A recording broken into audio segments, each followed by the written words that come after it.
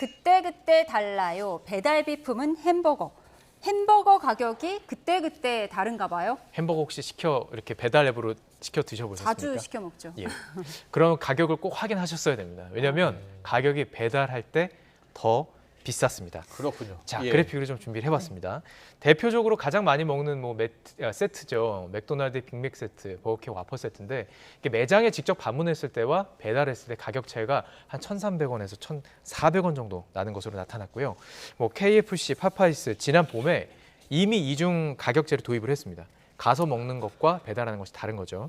롯데리아와 맘스터치 현재 이중 가격제 도입을 검토 중입니다. 네, 이 배달비를 반영한 건가요? 그래서 가격 차이가 나는 건가요? 정확합니다. 이 배달비 예. 때문인 건데 배달 플랫폼 수수료 등 배달 비용 부담 때문이다 이런 입장을 내놓고 있습니다.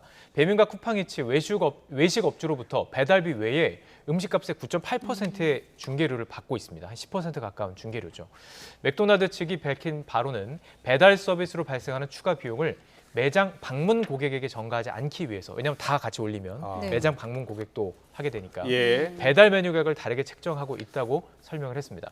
결국 배달 플랫폼이 소비자가 내는 비용을 없앴다고는 하지만 결국 점주들이 가격을 올리면서 소비자에게 이 비용이 전가되는 모양새인데 햄버거 프랜차이즈 업체 가맹점주의 이야기를 들어봤습니다. 함께 들어보시죠. 배달 앱을 통하여 주문을 받게 되면 음식 가격의 25 내지 30%가 배달 비용으로 지출하게 됩니다. 저희들이 배달 비용을 어떤 통제도 할 수 없고 배달 앱에서 정한 대로 부담을 하다 보니 저희들은 어쩔 수 없이 음식 가격에 녹아 올릴 수밖에 없습니다.